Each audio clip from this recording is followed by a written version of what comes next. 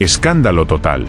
Vinculan al exministro de Hacienda Cristóbal Montoro con redes de narcotráfico y la mafia italiana. Sí, lo escuchaste bien. El que durante años controló las cuentas del Estado ahora está en el centro de una investigación por tráfico de influencias, prevaricación y posibles vínculos con el crimen organizado. ¿Qué más falta por descubrir en la política española? ¿Hasta dónde llega la podredumbre del Partido Popular? Te lo contamos todo, sin censura. Cristóbal Montoro fue uno de los hombres más poderosos del PP, ministro de Hacienda durante los gobiernos de Aznar y Rajoy. Diseñó algunas de las leyes económicas más polémicas de los últimos años. Pero lo que parecía una brillante carrera técnica ahora se tambalea. La justicia lo ha imputado por supuestamente utilizar su despacho privado, equipo económico, como una red de favores. Empresas que pagaban por ver sus intereses convertidos en leyes, reformas hechas a medida, información privilegiada que salía directamente del Consejo de Ministros y llegaba a clientes privados. Todo, mientras aún ocupaba un cargo público. Todo, desde el corazón del poder. Pero lo más grave aún estaba por salir. La investigación de la Guardia Civil y varios medios nacionales apunta ahora a una posible conexión entre algunas de esas empresas beneficiadas por Montoro y entramados internacionales vinculados al narcotráfico y al blanqueo de capitales. Se están analizando movimientos de fondos hacia sociedades pantalla en Luxemburgo, Irlanda y paraísos fiscales. Una de las pistas más inquietantes apunta a la posible relación entre su despacho y compañías vinculadas a la 'ndrangheta, la mafia italiana que controla gran parte del tráfico de cocaína en Europa. Y hay más. Se investiga si algunas estructuras empresariales con sede en España, como Banacol, un holding bananero colombiano que trasladó sus operaciones a Madrid y que ha sido señalado por colaborar con paramilitares y encubrir operaciones del narco, podrían haber sido blanqueadas o asesoradas a través de este mismo círculo de influencia. Todo apunta a una red mucho más profunda, donde política, crimen organizado y poder económico caminan de la mano. Las ramificaciones podrían ser internacionales y afectar a grandes corporaciones y bancos europeos. Y mientras tanto, silencio en el PP, silencio mediático. Feijóo evita el tema como si quemara. Nadie da explicaciones. Nadie asume responsabilidades. Como si esto fuera un simple malentendido y no una bomba de relojería que puede arrasar con lo poco que queda de credibilidad en la política española. Pero no nos engañemos, esto no es un caso aislado. Esto es un síntoma. Un reflejo de cómo se ha podrido el sistema desde dentro. Cristóbal Montoro no era un cualquiera. Era quien mandaba sobre Hacienda, quien conocía los secretos fiscales de medio país, quien tenía el poder de arruinarte o perdonarte con una firma. Y ahora, ese mismo hombre aparece salpicado por una red de tráfico de influencias con posibles vínculos al narco y a la mafia italiana. ¿En qué manos hemos estado? ¿A cuántos más protegen? ¿Y cuántos siguen operando en las sombras? Esto no puede quedar así. La justicia debe llegar hasta el fondo. Pero también la sociedad tiene que despertar. Porque mientras nos distraen con gritos en el Congreso y debates estériles, la verdadera amenaza se mueve en los despachos, en los bancos, en las cloacas. Abramos los ojos. La mafia ya no está solo en Sicilia. También está, muy cómodamente, en los pasillos del poder español. Mira, además, Noelia, tú fuiste testigo de excepción de esto que vamos a ver en la comisión celebrada el 14 de abril, nada, hace 3 meses, comisión de la Operación Cataluña en el Congreso de los Diputados, donde comparecía ese día Cristóbal Montoro. Te tocó a ti estar ese día allí. Y, claro, hay un diputado del PSOE que pregunta y Montoro contesta y el momento es para no perderse el peo. Ustedes fuera, no le quepa duda que ya me habían sacado los hígados. Y no me pueden sacar los hígados porque... Bueno, veremos cómo termina lo del juzgado de Tarragona, me habían señor. sacado los hígados, vamos, ¿de qué manera? Señor Montoro. ¿De qué manera? Y quiero decirte, y como no hay nada...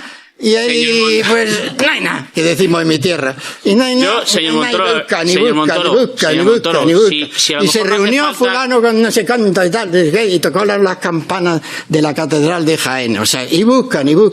Sí, y eso lo digo. Yo creo que los jienenses estén muy contentos de cómo habla usted de su tierra. Mire, señor Montoro, usted dice que le sacaríamos los hígados, aquí no le sacamos los hígados a nadie. Lo mismo le sienta en el banquillo es el juzgado de Tarragona cuando se levante el secreto de su Pues yo estoy entonces encantado igual termina de que se usted en el levante de una banquillo, vez. primero en Tarragona y después de la mano de la señora Cospedal, como más pronto que tarde le veremos en el juzgado, le veremos cómo le hacen todas estas y alguna otra pregunta más.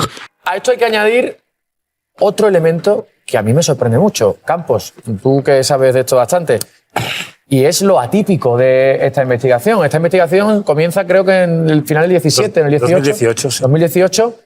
Y el secreto sumario viene desde entonces y se levanta ahora. ¿Cómo de normal es que un secreto sumario dure 7 años y pico? Absolutamente anómalo. No encontramos causas en las que yo no recuerdo ninguna en las que haya habido un secreto prorrogado 7 años, lo que pone en entredicho que no se conculcan los derechos de los investigados, ¿no? El juez explica que ha sido una investigación procelosa, muy difícil, los cuerpos policiales igual, eran expertos, los mayores expertos posibles, los altos cargos imputados, las personas que están involucradas en esta causa, para poder esconder todo el material, todo el efecto de la supuesta actividad delictiva, y eso les ha supuesto un proceso muy lento, muy arduo, para poderlo averiguar. Pero aquí tenemos un caso que es tremendo, aparte de lo que es directamente equipo económico. Aquí no olvidemos que tenemos imputados en esta causa, no solo al ministro de Hacienda, a su secretario de Estado, a 2 subsecretarios, a 2 directores generales de tributos, al jefe de gabinete, al asesor principal de Montoro y ni más ni menos que al director general de la Agencia Estatal de Administración Tributaria, que también fue jefe de la ONIF, de la Oficina Nacional de Investigación contra el Fraude, Santiago Menéndez. Se da la paradoja de que esta oficina era la supuesta élite contra la corrupción y el fraude, y quien la dirigió se encuentra imputado en el día de hoy. Imputado Montoro, hemos sabido ahora, desde el año 2021. Sí, desde y el año lo hemos 2021. descubierto ahora también. Eso Así tampoco es muy normal. Investigado, consta en el sumario, en los autos desde 2021, y ha estado 4 años sin conocerse su imputación. Y otra cosa que hay que contarle a la gente, y es que la fiscal que inicialmente se hace cargo de esta investigación, desde el primer momento, cuando se hace con esos correos electrónicos, ve delito y ve materia indiciaria. Pero, sin embargo, le cortan el grifo e incluso es sancionada. Sí, así es. Carmen García Cerdá, en un principio, ella ve, además, a través de los correos electrónicos, los adjuntos de los correos electrónicos, observa que esta causa tiene una dimensión mucho mayor de la que se investigaba en un principio, quiere investigar todas esas variantes y, se topa con la oposición de la jefatura en la Fiscalía Anticorrupción. Ella invoca el artículo 27 del Estatuto de la Fiscalía. En esa reunión la pierde frente al resto de fiscales y frente al jefe anticorrupción. Persiste ella en su empeño de seguir investigando algunas partes que le habían dicho que no debía, y finalmente es sancionada con 1.000 euros. ¿sí? Pero sigue al frente de la investigación de la pieza principal. Cosas muy extrañas, ¿no?, en esta investigación. Sí, bastante extrañas, sí. Gonzalo Miró. Muy buenas noches. Buenas noches. Bienvenido a la sexta. Sí, por fin te has atrevido. Sí. Por fin te has atrevido. Yo no quería, pero bueno. Te ha costado. No, te ha costado a ti convencerme. Pero aquí estamos. Bueno, esto, yo creo que lo de la corrupción en el Partido Popular es otro nivel. Es un nivel de profesionales. Esto no son 3 golfos que se lo llevan muerto. Esto era Bárcenas con sus libretas repartiendo las mordidas de la pasta, Fernández Díaz en el Ministerio del Interior utilizando la policía para inventarse pruebas contra los rivales políticos, y en Hacienda haciendo leyes ad hoc para las empresas que pasasen por caja. Esto hay que ser muy, muy profesional,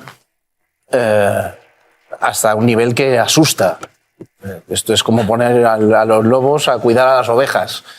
Y luego muchas cosas extrañas, como bien estás comentando con Campos, tantos años de investigación y que no se sepa nada. Yo entiendo que esto, ya que estamos hablando muy mucho estas últimas semanas de quién sabe qué, entiendo que esto en el PP también se sabría. Porque este hombre no solo le eligió un presidente, le eligieron 2. Y aparte de su equipo, lo elige el que quiere ser el tercero. Otro nivel. ¿A quién? Asusta un poquito. No, es que no he entendido. ¿A quién ha elegido el que quiere ser el tercero? Aparte del equipo económico de Montoro. No. Sí. No. Sí, ¿A quién? Bueno, yo creo que la estructura del Partido Popular es pública.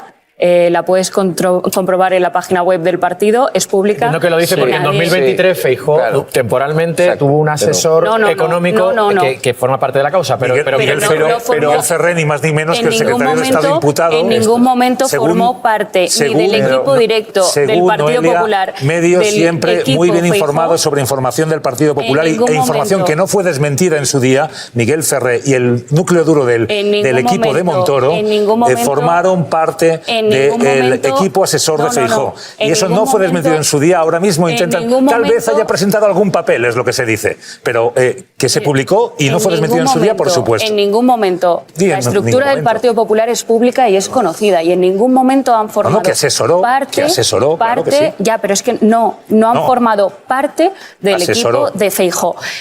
Pretender equiparar esto con lo que tiene Pedro Sánchez encima de la mesa. No, desde luego. No. Ninguna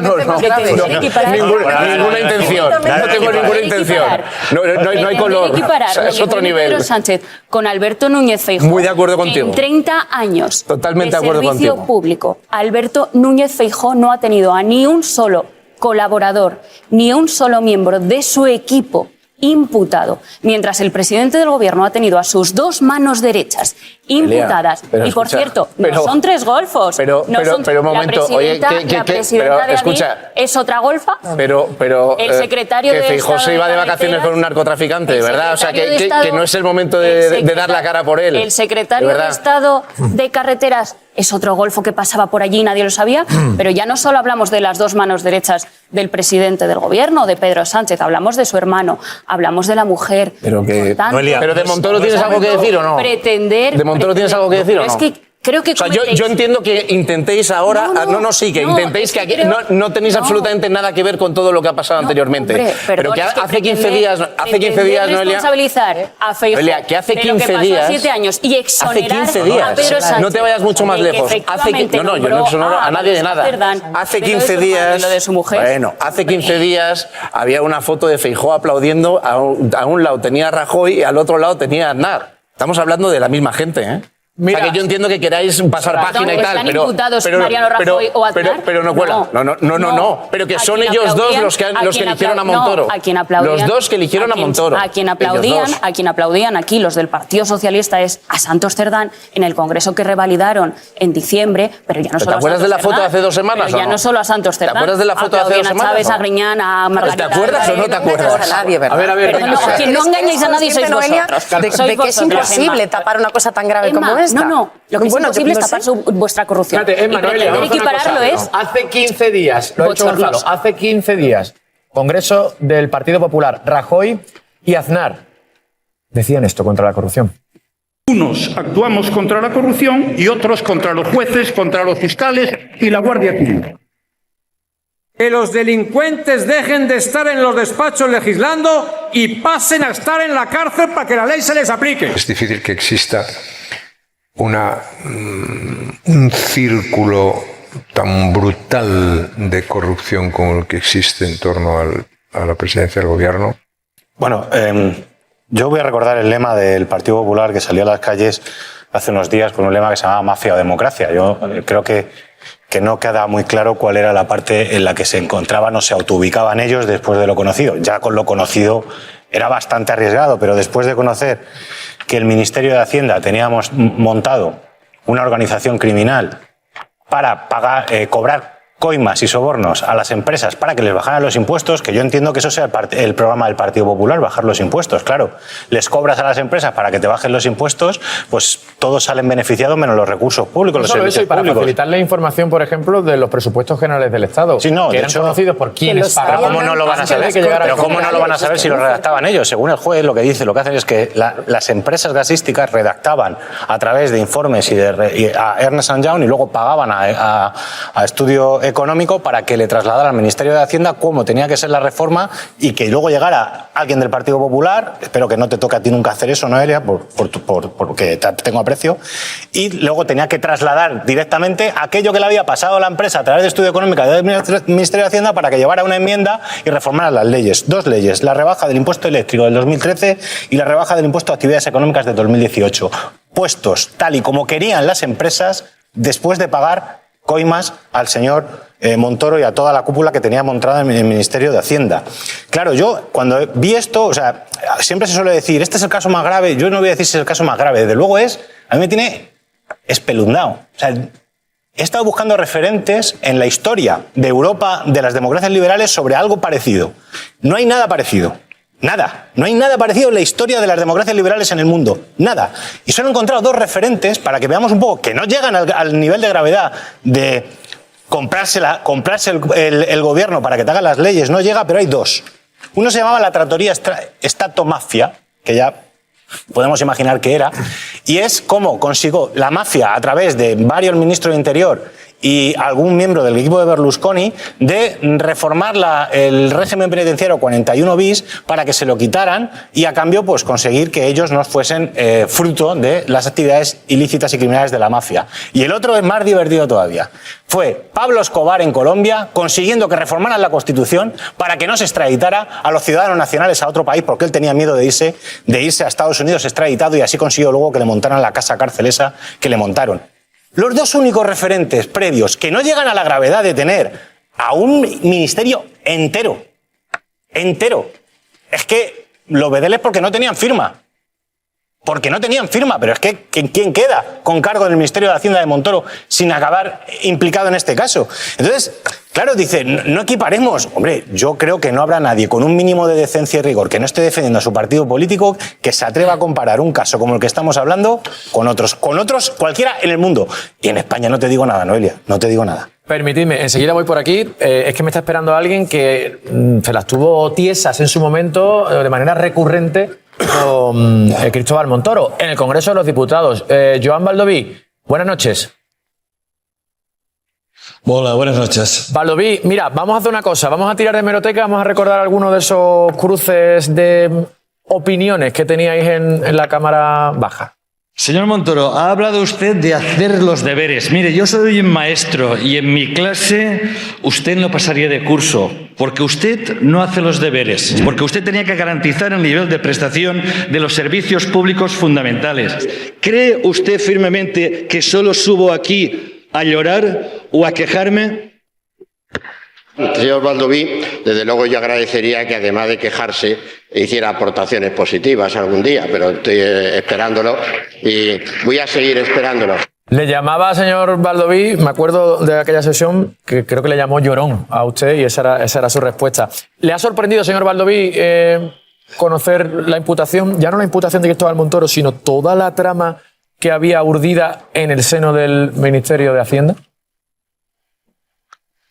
O sea, la primera reacción es de asombro, pero luego he recordado una intervención mía del 2015 cuando se aprobó la ley aquella del impuesto al sol del ministro Soria, que luego entró en puertas giratorias también. Yo recuerdo que dije claramente, señor ministro, esta ley no se ha hecho en el ministerio, esta ley se ha hecho en el despacho de Iberdrola. Creo que fue premonitorio porque era lo que algunos intuíamos, que se estaba legislando en favor de algunas empresas. En aquel caso del lobby eléctrico para impedir que se desarrollara el consumo. Y ahora que he visto todo esto de Montoro, bueno, me sorprende la magnitud, pero es que se nos está empezando a ir nuestra capacidad de asombro. Es que en ese tiempo teníamos una policía al servicio de un gobierno, utilizar la policía para el servicio del gobierno. Y ahora sabemos que además se estaba utilizando a la hacienda pública para beneficiar a las empresas y para hacer leyes a la medida de estas empresas. Yo creo que como esto, y estoy de acuerdo con Maestre, como esto no lo habíamos visto nunca, este nivel de corrupción, de mafia, en fin, y de poca vergüenza, y de poca vergüenza, porque mientras desde Hacienda no se reformaba el sistema de financiación nuestro, de Murcia y de otros sitios, se apretaba a los ayuntamientos y se decía que el propio Montoro decía que muchos españoles vivíamos por encima de nuestras posibilidades, estaba pasando esto. Es que es de una desfachatez, en fin, perdemos día a día la capacidad de asombrarnos de las actuaciones del Partido Popular. Baldoví, yo no sé si la gente en la calle también ha perdido esa capacidad de asombrarse. Pero en cualquier caso, lo que yo sí creo que pierde la gente con este tipo de informaciones es un poco la confianza en la clase política. Y llevamos pues algo así como un mes hablando de la corrupción del PSOE, ahora la corrupción del Partido Popular. Estos días he escuchado analistas, esto es un balón de oxígeno para el Partido Socialista. Y yo te pregunto, Baldoví, ¿no es la ultraderecha, no es Vox quien está pescando en todos estos escándalos de PSOE y PP? Desgraciadamente sí. Desgraciadamente yo escucho gente de mi entorno decir, mira, yo ya paso de todo, yo estoy ya harto de todo, yo no confío en nadie. Y yo quiero reivindicar que desde, yo estoy ahora cerca del ayuntamiento, desde todos los ayuntamientos, comunidades autónomas, desde los gobiernos autonómicos, desde el gobierno de España, hay gente decente, en todos los partidos hay gente decente. Y los demócratas solo tenemos la política para cambiar las cosas, para intentar construir sociedades más justas, sociedades más equilibradas, donde haya menos desigualdades. Y todo esto hace muchísimo daño, porque al final lo que queda es todos son iguales, estoy harto de los políticos y al final los únicos beneficiarios es la extrema derecha. Y yo, me duele en el alma que pase esto porque, insisto, hay gente que se deja la piel, insisto, en todos los partidos, que se deja la piel para trabajar, para mejorar la vida de sus ciudadanos, de sus, en fin, de la gente de su comunidad autónoma o de los ciudadanos de un Estado. Y que todo este mes estemos hablando de esta charca infecta que algunos utilizan la política para hacer esto y que se esté beneficiando la extrema derecha de esto, me duele en el alma, lo digo como lo siento. Las implicaciones de este escándalo van mucho más allá del nombre de Cristóbal Montoro. Que un exministro de Hacienda, la persona encargada de gestionar los recursos del Estado, de perseguir el fraude fiscal y velar por la legalidad económica, esté ahora bajo sospecha por tráfico de influencias y posibles vínculos con redes de narcotráfico y la mafia italiana, es una señal gravísima. No se trata de un caso aislado, sino del reflejo de una corrupción que ha sido estructural, sistémica y profundamente enraizada en las instituciones del Estado. Este caso demuestra que durante años ha existido una puerta giratoria entre el poder político, los intereses privados y, potencialmente, el crimen organizado. Y lo más alarmante es que esa conexión pudo operar sin freno, sin escrutinio, amparada por la impunidad del cargo y el blindaje del partido. Cuando el poder sirve al dinero sucio, el sistema democrático se convierte en una fachada. Porque si quienes deberían garantizar la ley son los primeros en pisotearla, entonces la confianza social se desmorona. Si un exministro puede estar implicado en una red que roza el crimen organizado, la pregunta es inevitable. ¿Cuántos más están en las sombras, protegidos, esperando que todo pase? Si la política se mezcla con el crimen organizado, la democracia está en riesgo. Y cuando eso ocurre, ya no se trata solo de partidos, de ideologías o de elecciones. Se trata de defender el núcleo mismo de la convivencia democrática. Por eso, este caso no puede quedar impune, no puede olvidarse ni enterrarse en la saturación informativa. Es momento de exigir responsabilidades, de despertar conciencia y de no aceptar nunca más que el poder esté al servicio del delito. El silencio ya no es una opción. Y la indignación, esta vez, debe convertirse en acción. Si te indigna lo que acabas de escuchar, no te quedes callado. Suscríbete al canal para seguir destapando lo que muchos quieren ocultar. Deja tu like si crees que ya es hora de abrir los ojos y hablar claro, y comparte este vídeo para que más personas sepan lo que realmente está pasando. Porque la información es poder, y hoy más que nunca, estar bien informado es un acto de resistencia.